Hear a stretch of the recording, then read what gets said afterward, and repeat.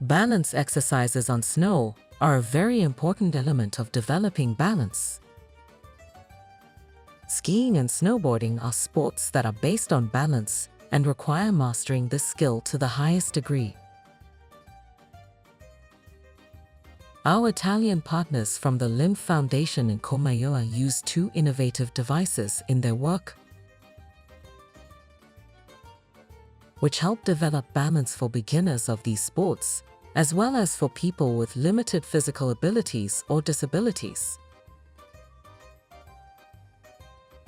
We see these devices in front of us.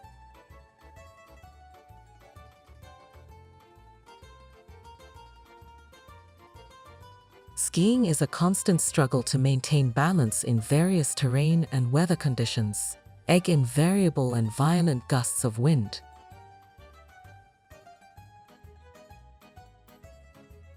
A Frenchman, Marco Gostoli, invented the go-to-ski device. This is where Andrea Borni will teach an adult how to ski safely.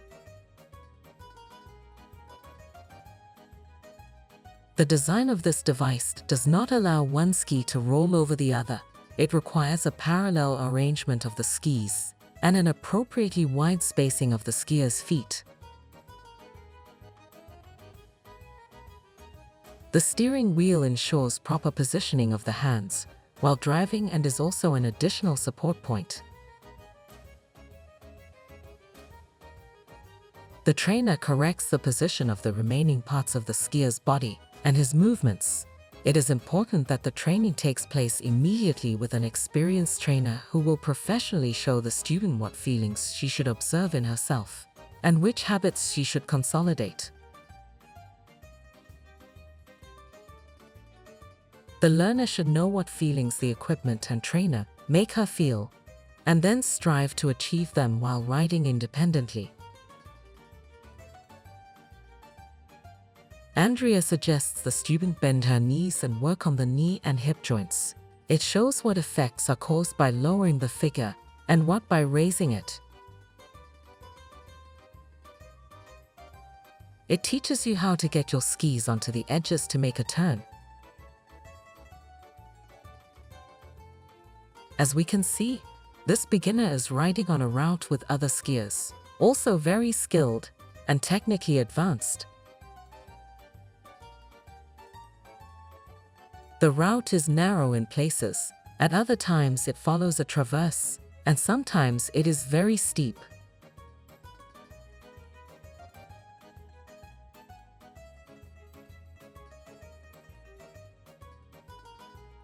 A beginner skier on classic skis would have a big problem in positioning his legs and then maintaining their position. There is no such problem here. It does not exist. The skis are always spaced equally, and the mechanism that controls them allows you to adjust their position to the terrain conditions. The turn is made by changing the edge of the skis. Even on a very steep route, the learner does not feel at risk of losing balance.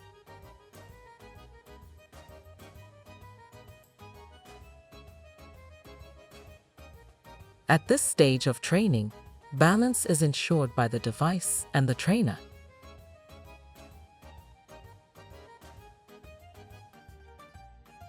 The student does not acquire fear. She immediately learns to ride correctly and at the appropriate speed and develops motor habits that ensure her safety.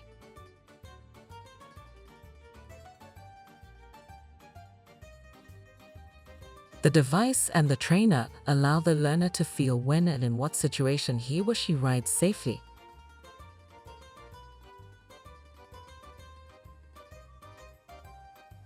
As we can see, the learner is relaxed and happily riding up the steep slope.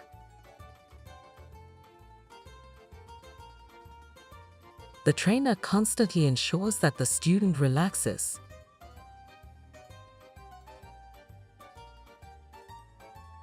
It shows her that you shouldn't look at your feet, but in front of you, that you should follow the route, watch how other skiers behave, and observe what is happening around you. Thus, the skier's movements become automatic.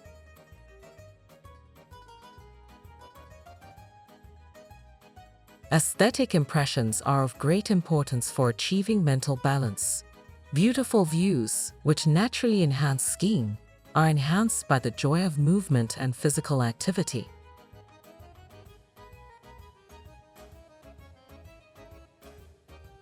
A very important element is the complete abandonment of plow driving and angle ski guiding techniques. This possibility is disabled by the design of the device.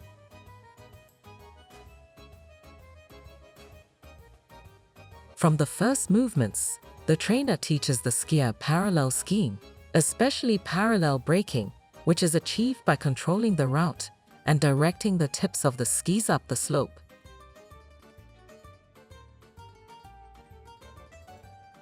This is a very important element in teaching skiing to adults, especially older people whose hip and knee joints do not always allow them to safely brake with a plow.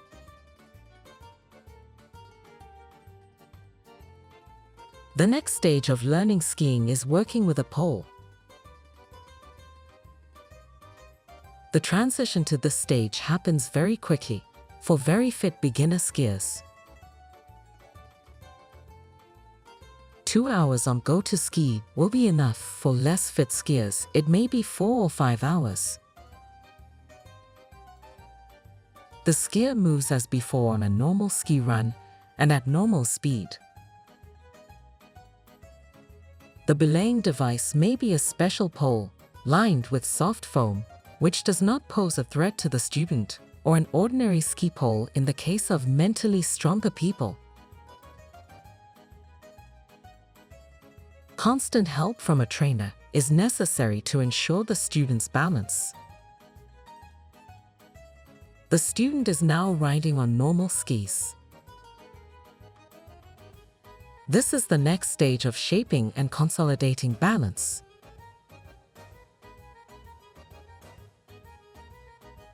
The practicing person must correct the parallel arrangement and the appropriate width of the skis by implementing the habits learned from riding Go to Ski.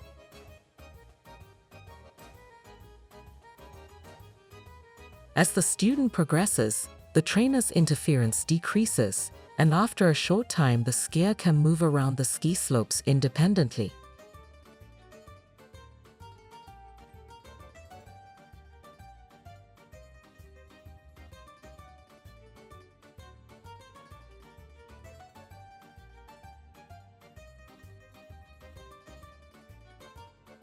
Here we can look at an advanced skier, an active ski coach, who is testing the Go to Ski device to prepare for training with other people.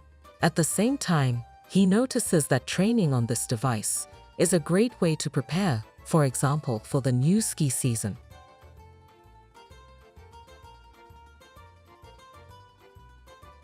He observes how muscle habits return without the risk of injuries and falls on the slope. In addition, the device reduces the load on the joints, and especially after injuries or injuries.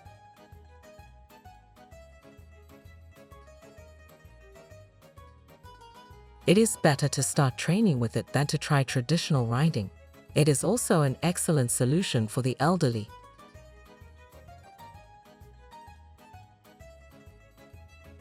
People with reduced physical fitness and disabled people for whom the risk of falls is a barrier that excludes them from skiing.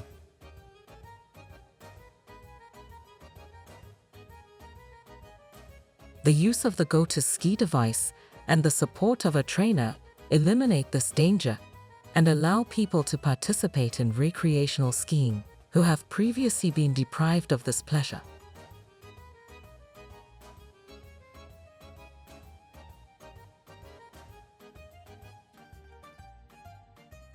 Even more comprehensive balance exercises are possible thanks to the device invented and manufactured by Andrea Borni. Its name is Borni Adapted Snowboard System, BASS. The film shows an experienced skier trying snowboarding for the first time. We will see how to easily learn this new technique without the risk of falls and falls. Of course, the basic condition is the support of the coach. In Italian conditions, the trainer always works with the client individually. His role is to explain to a beginner snowboarder what movements he should perform and what sensations should accompany the correct movements. The trainer corrects the positioning of individual parts of the student's body, focusing primarily on balance. Indicates which elements of positioning are important for maintaining balance. There is no place for falls in this training. The student does not fall. From the first minutes of the training, various movements are introduced because the trainer focuses on the student's sense of balance, and all his work is focused on ensuring that the student does not lose her balance. Limiters mounted on the device help in setting the appropriate body position. They correct the position of the knees and hips. Learning takes place on a normal ski slope, with normal traffic of other skiers, and in normal, sometimes difficult terrain conditions. An important value of the trainer's activities is preventing the development of a feeling of anxiety or stress.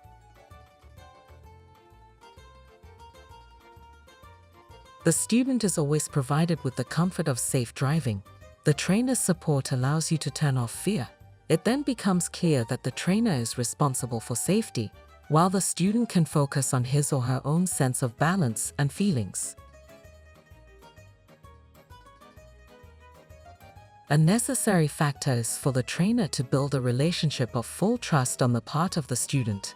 The consequence of such a relationship is the student's positive mental feelings and strengthening his or her mental balance.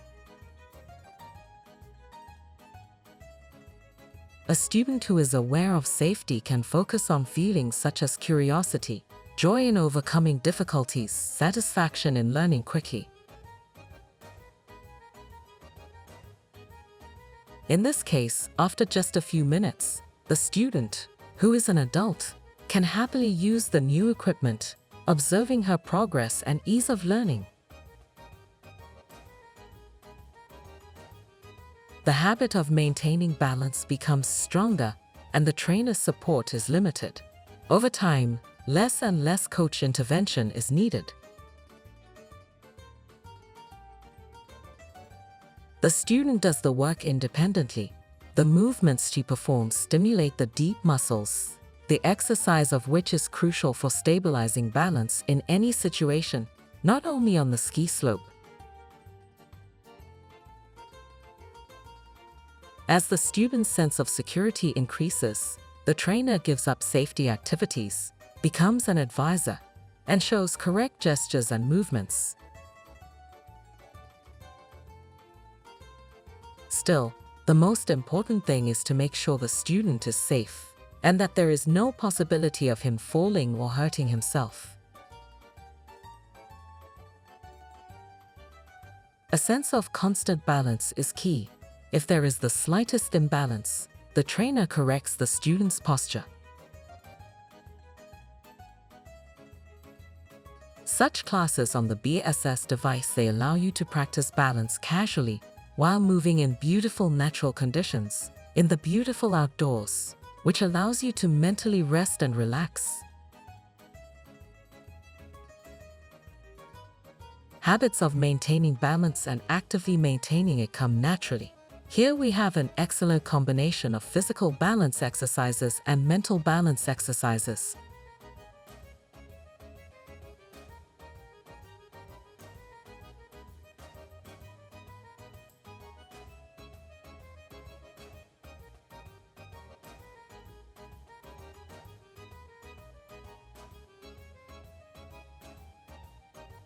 Of course, a trainer's work with a child is much easier. However, Andrea mainly teaches snowboarding and skiing to children with disabilities. Here we see an example of a child with hemiplegia. In fact, Andrea created his device specifically for people with disabilities. All work performed by the trainer focuses on ensuring the child's joy. He is completely focused on the needs of the child, for whom it is just playing with a friend. During it, the child works on his or her balance in an unconscious way.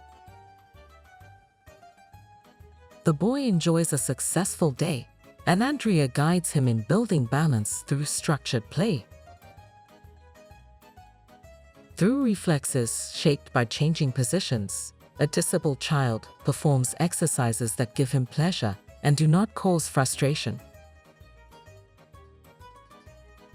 Thanks to the trainer's attention, it does not get tired and indicates the need to rest or change position. Riding on a ski slope full of other people allows a disabled child to participate in a sport for everyone. We do not allow the child to become socially isolated, which develops not only his physical balance, but mostly his mental balance. It is worth noting that in contact with the disabled boy, Andrea does not focus on teaching snowboarding. The trainer makes sure that the child has a good time and that it is a time of joy for him. This is the boy's time when he can enjoy the snow, the mountains, and the beauty of his surroundings. And these are Andrea's priorities. Of course, there are situations when the child is already tired and his mood deteriorates rapidly. The coach can't help but notice this moment. Andrea immediately accepts this change and allows the child to make his own decisions about rest. This is where we see such a moment, and we see that when the child signals a lack of desire to ride, the fun ends. Andrea, empathetically, stops being a playmate. From that moment on, he becomes a tender guardian. He secures the boy and brings him safely to the nearest ski lift. It doesn't force him to continue working. He does all the work for the child. In such situations, the ability to change the lesson goals and quickly adapt the trainer to the client's needs is very important. Regardless of the student's age and ability, safety is always the priority.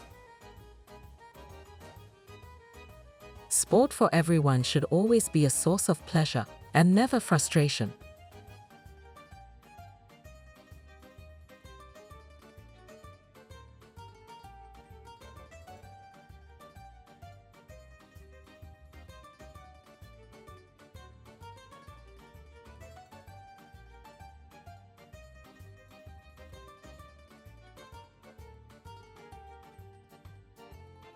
Similarly, Andrea works with adults with disabilities. We observe an adult male in his 30s who has been an active skier and snowboarder since childhood. At the age of about 30, he suffered a cerebral hemorrhage, which left him permanently semi-paralyzed. One half of his body remains limp. This man regularly rides both BSS as well as go-to ski. Of course, he cannot do it alone. The help of specialized equipment and cooperation with a trainer are necessary. Thanks to these exercises, he achieves satisfaction from a normal life and from not having to give up his previous passions. He loves the mountains, just like he did before, and spends time there. practicing sports to which he has become accustomed since his early youth. The camera shows us that his right hand is tied to the device. And when it is untied, it hangs limply. The left hand maintains balance. The trainer supports the right part of the body, of course securing only as much as necessary. For this man, skiing and snowboarding are a requirement for a good life. Improving the quality of life of disabled people is a challenge of the times we live in. Disabled people do not have to be excluded from sports. They should be included in sports as much as possible. Eliminating barriers in this area is the responsibility of sports coaches.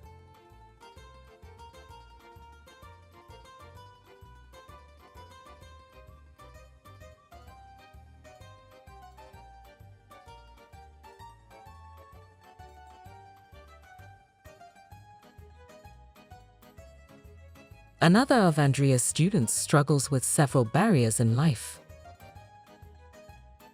In her case, physical and mental disability is accompanied by excessive obesity. The woman can snowboard on her own, but for her, every day brings new challenges. One day she rides a snowboard on her own and even successfully competes in the Paralympics. Another day she must start working on her balance on the BSS with full insurance from the trainer. Today is such a bad day. Andrea begins training as if the student had never snowboarded at all. He reminds her of the rules and patiently waits for the motor habits she developed earlier to return. It allows muscle memory to work. After some time, it is possible to abandon BSS and attach a regular board. The role of the trainer cannot be overestimated here, because he is responsible for the safety of his student and must anticipate all problems in advance to prevent the student from losing balance or falling and suffering any injury. Barrier to practicing winter sports. Meanwhile, practicing these sports helps greatly in the fight against excess weight. The main obstacle is excessive load on the musculoskeletal system, which may cause injury or permanent deformation. The shift of the body's center of gravity is also of great importance, leading to imbalance and loss of balance. Exercises on BSS make it easier to deal with both problems. This is especially important when obesity becomes a form or cause of disability. Our Italian partners rule out a situation in which a skier or snowboarder, a beginner or a person with limited mobility, falls on the slope. Such situations pose a threat both to the person and to other people moving on the slope. We should follow the example of the Italians' experience and prevent any failures. A situation in which one skier bumps into another skier or when a snowboarder falls in front of a skier or snowboarder is excluded.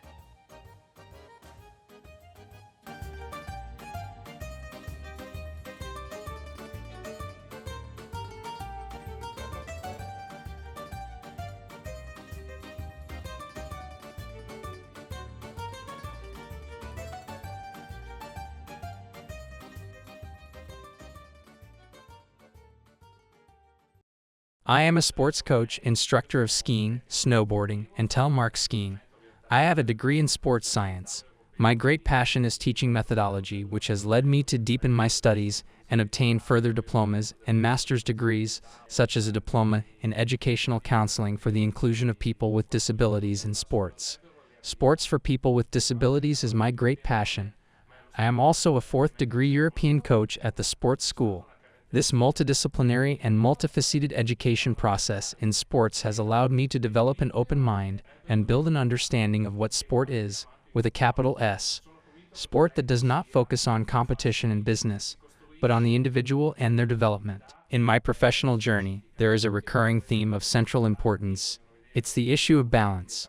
Balance is indeed the foundation of movement. It's a coordinative skill, the most crucial coordinative skill, around which all others revolve, without which motor skills wouldn't exist. Here we touch upon a very significant topic, which is talent.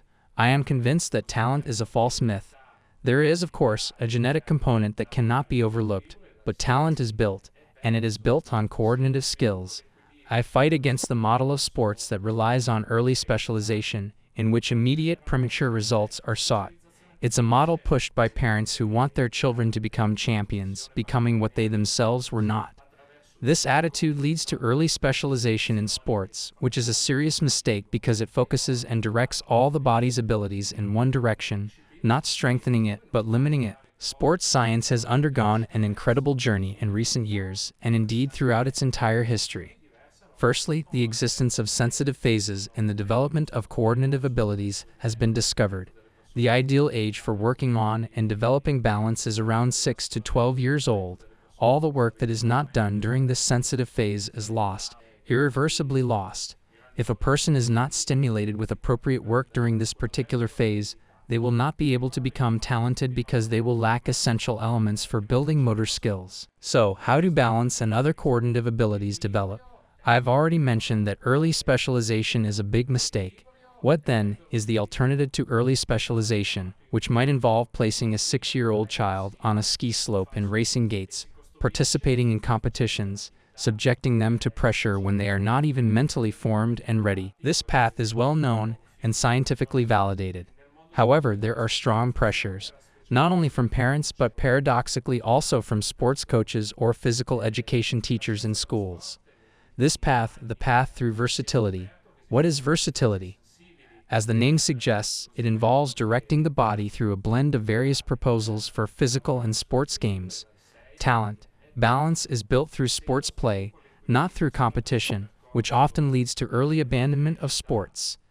Through a process that focuses on the individual with their individual motor development process. Initially, there is extensive versatility from around the age of 6 to 10, when there should be no rush to direct the child. This is a period during which they can try many different sports, even very different ones, thus building rich movement experience. Only as the child grows older can they be directed towards specific specializations. A self-aware person can make decisions, choose what suits them best, what they feel most comfortable with, choosing sports disciplines in which they achieve the best results. However, it always comes down to a comprehensive approach. In this case, intensive versatility is applied. I'll provide an example in the world of snow. One should not limit themselves to just alpine skiing. Snowboarding and telemark skiing should also be practiced, along with figure skating, at different times of the year. Let's never forget that coordinative abilities are the foundation of talent. There is a balance that can only be developed through endless proprioceptive stimuli, through various information reaching the body. In this way, a person shapes their body schema, consciously starting to feel their own body and adjusting its response to changing external stimuli. They perform exercises through effective and efficient motor responses functional for achieving the goal. A sports coach should not teach what to do to execute a movement correctly in technical terms, but what the person should feel. What to do pertains to a specific situation, whereas this modified approach relates to the sensation accompanying the achievement of balance. It thereby allows for adjusting perception to each situation, whether in good visibility or fog, sunlight, on ice, or in wet snow. Therefore, a person who has undergone perception and awareness-based training can better adapt to changing external conditions than others. For example, there are professional athletes who, if they are not in their comfort zone, cannot fully express themselves. Why? Because they struggle to adapt to specific contexts, which may be due to their experiences in the earlier developmental phase where they lacked adequate experiences. Over the years, we have developed our own working model in approaching sports activities. We must first start from the performance model with its 3 components: technical tactical, biomechanical, and organic muscular. What should the coach do? If training a highly skilled athlete, They should do nothing else but support their talent, striving to minimize harm. However, the real challenge lies in the athlete's development phase. It's a significant challenge. For example, the world of disabilities teaches us that everyone is different, each having their own distinctive characteristics, stemming from their functional limitations in this case. This leads us to believe that the standard performance model in a given discipline may not be suitable for someone who has their own performance model. The big challenge is discovering together with the disabled person their performance model, which can only be achieved through personalized action. This principle also applies to individuals without disabilities. It cannot be assumed that a coach, perhaps a former great athlete, can mold a student in their own image, utilize their own technique, or create a player who will be their clone. Each of us is different. In the case of people with disabilities, this is very apparent. A specific individual may excel, for example, in regulating two components, strength and speed. However, both of these components vary depending on their physical characteristics. So the movement technique must vary for each person. There are two types of coaches referred to as mechanical and Bernsteinian. The former has a well-defined performance model in mind and bases their pedagogy on building that model, working on a clearly defined movement technique. A Bernsteinian coach, the term refers to Nikolai Bernstein, a great neurophysiologist, has a completely different approach that requires longer work in the initial phase, during developmental ages. It allows the learner to discover movement technique while respecting their individual characteristics. We are much closer and aligned with this second type of coach. Although we primarily work with people with disabilities, our model is based on certain principles that apply to everyone. The first principle is the use of technical aids as facilitative tools, which compensate for functional limitations and allow for work in a safe environment. In the world of snow, there are indeed such special assistive tools. I have developed a specific snowboard, which has become popular in Italy and is also successful at the European level. It's called the BSS, Borni Adapted Snowboard System. It enables people with severe disabilities, even those using wheelchairs, to engage in snowboarding. The second fundamental principle for us is working through perception stimulation. We learn to listen to our own bodies in correct and efficient postures. The assisted devices Go to Ski and BSS have developed a working protocol that builds movement technique while bypassing the error phase. For example, a beginner snowboarder, out of fear of falling, may not achieve proper extreme positions during riding forward and backward. The assisted device guides them and places them in extreme body positions at the right moments of the turn. BSS has supports that can be gradually removed as the person gains sufficient skills and physical strength, leading to the automation of movements, often unconsciously. This stabilizes the movement without the need for errors, significantly shortening the learning time. Currently, assisted devices like BSS in snowboarding and Go to Ski in skiing are also used by individuals without disabilities to drastically reduce learning time while maintaining safety, which is a very important aspect of acquiring new motor habits. Moving on to the third principle that we adhere to, it concerns the obvious fact that every individual is different. Therefore, a personalized approach to each person is necessary. In the case of disabilities, every person requires support that takes into account their functional limitations.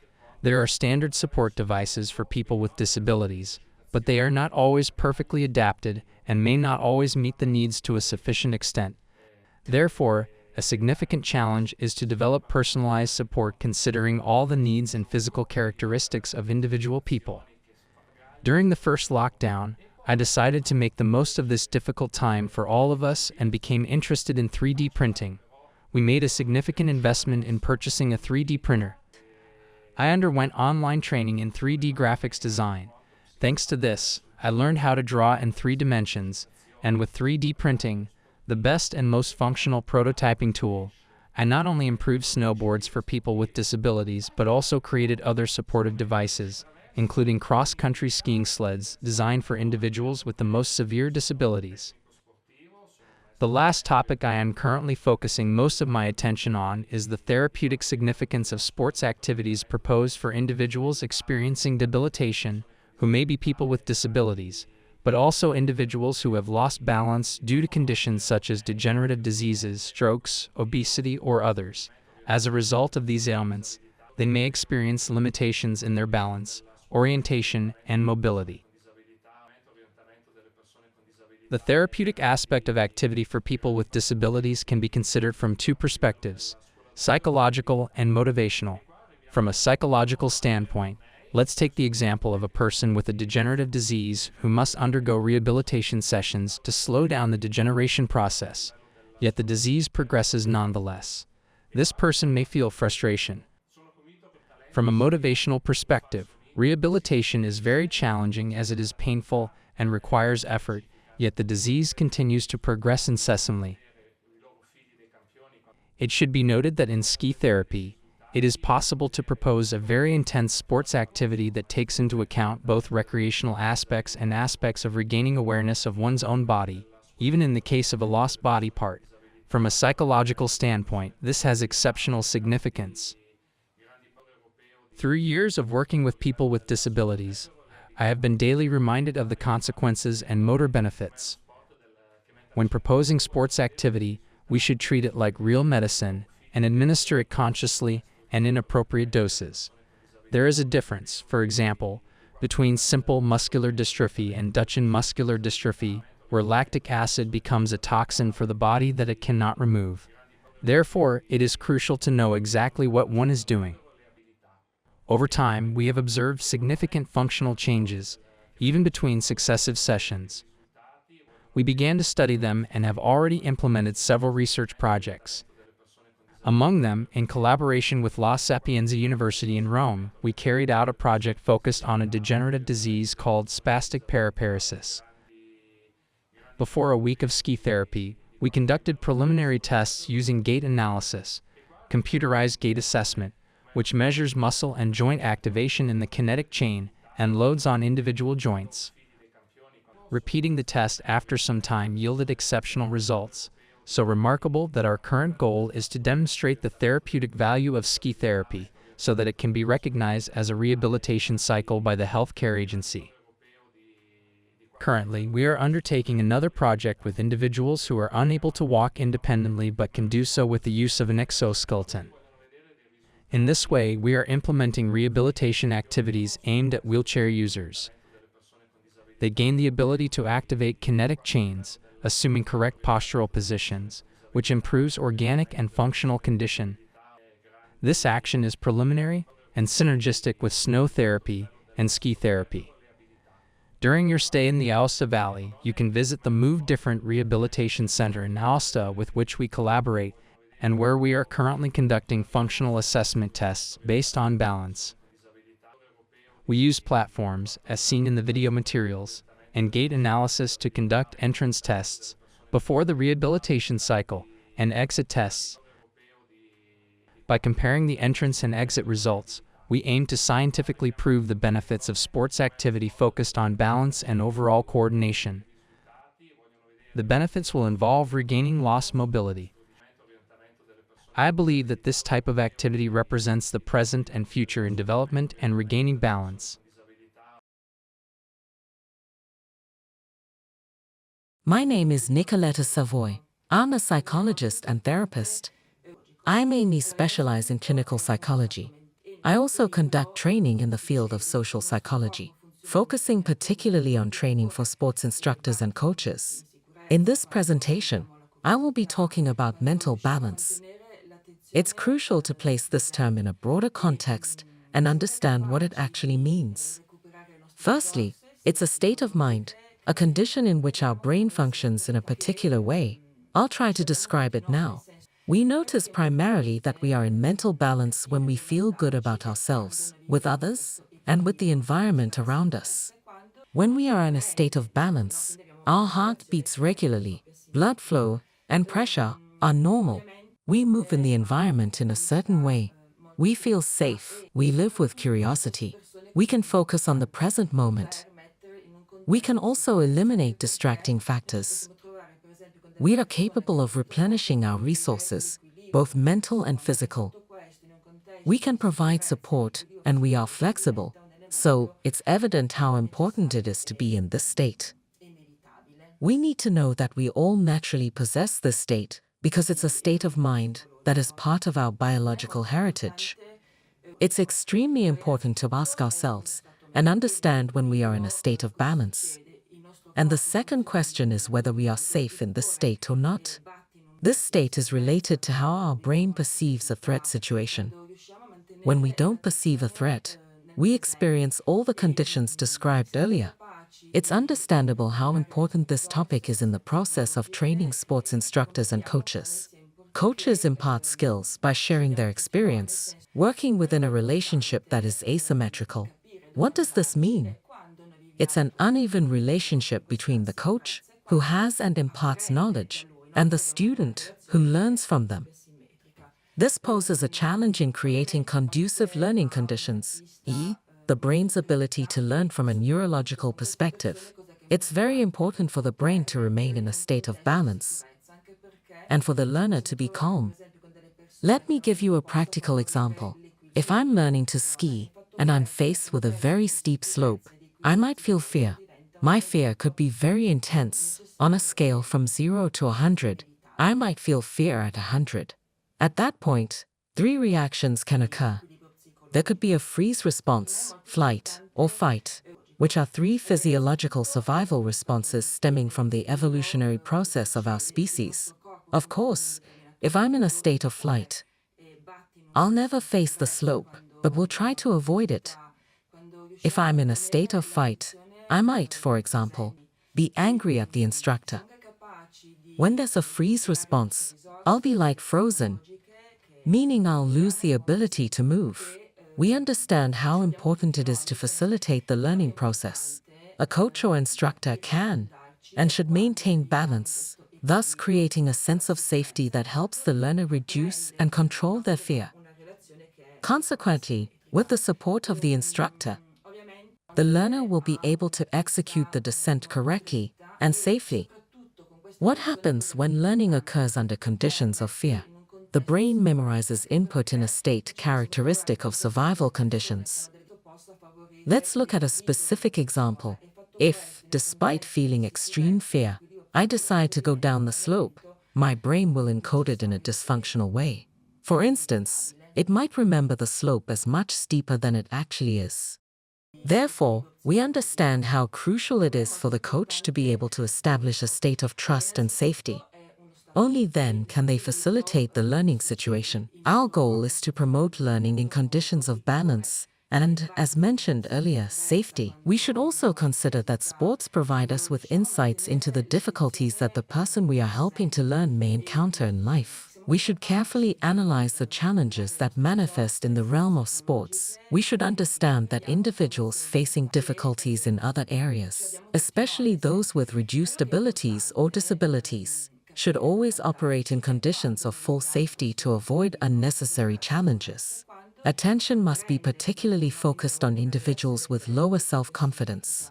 The coach should be aware that a brain that has experienced trauma is much more susceptible to perceiving stimuli as potentially dangerous, even if there is no objective threat. Earlier, I mentioned that sports can be an important tool for improving quality of life and increasing self-efficacy, so it can play a significant role in promoting personal balance.